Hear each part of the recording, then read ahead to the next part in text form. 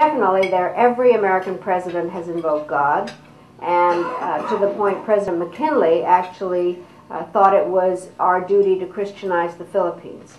The thing that's different about President Bush is that, and I have a quote in my book in which he says, "God wanted me to be president," and I think that he really does feel that such a sense of certainty about his religion and what it is that has to be done. He has divided the world to a great extent into good and evil, and that certainty, I think, is something that is very evident in the way he approaches religion. I worked for two presidents, President Carter and President Clinton, both of whom were men who were very religious, who could quote the Bible better than anybody, and I think, and Sunday school teachers. But they separated the way that they saw their faith from policy. President Bush has made his beliefs American policy. And the certainty that he has about that, I think, does create problems in terms of how you carry out policy. And the simplest way to explain it is that when Plan A fails, you don't have Plan B if you have such certainty. And he says, in contrast to others, God is on our side.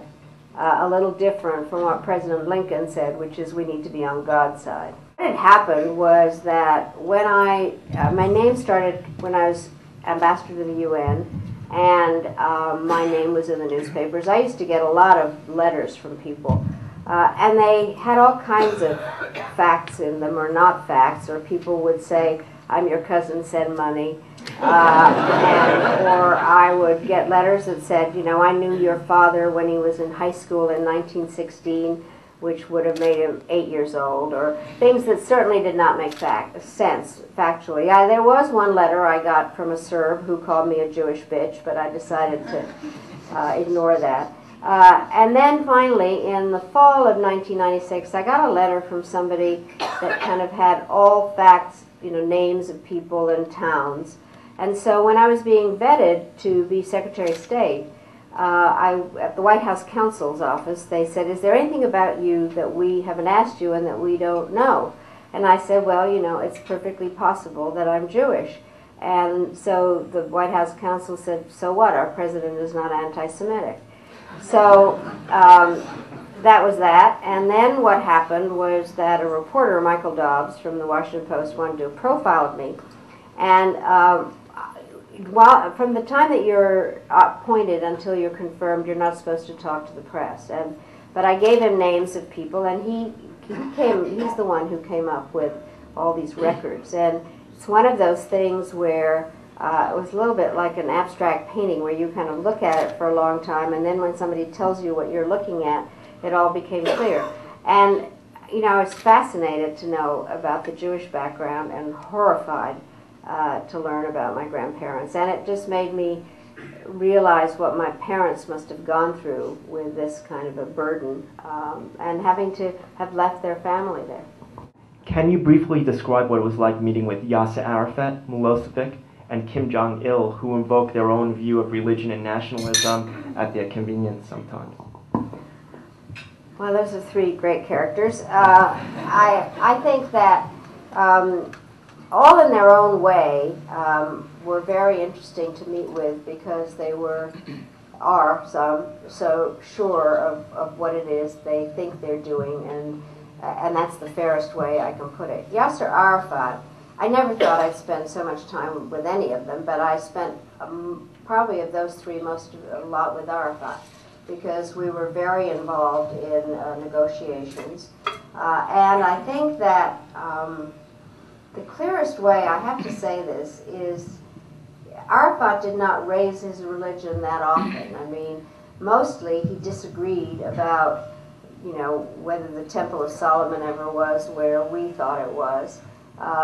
But what I think we made a mistake in terms of not understanding something related to Jerusalem and him. And that is that when we were at Camp David,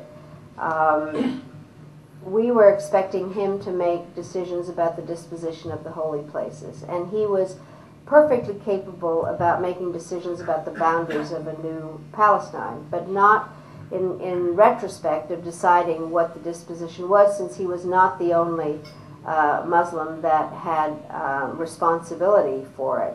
And there are a lot of people who think that we went to Camp David because President Clinton wanted a legacy, but that's not why we went. We went because Prime Minister Barack wanted to use President Clinton's last months to get some very bold ideas out. And Prime Minister Barack held his cards so close to his chest that we didn't know what his bottom lines were.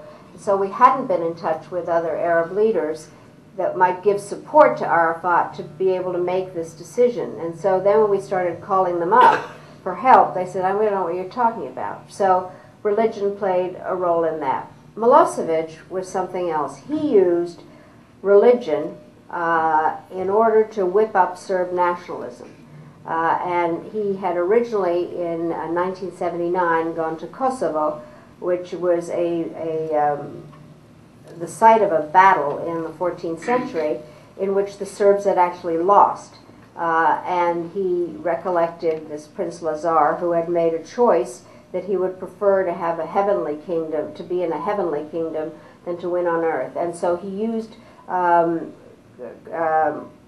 Christian Orthodox Serb nationalism to whip up what was really hatred against the Kosovar Albanians, who were Muslims, who had become Muslims as a result of originally Turkish invasion. So he really had used religion in that particular way. Kim Jong-il is a godless communist, but I mean, he had not raised religion obviously at all. He instead was of a different ilk, which was that his father, the dear leader, was the concept of embodiment of the nation state. And so there was not one word of religion that Kim Jong-il raised.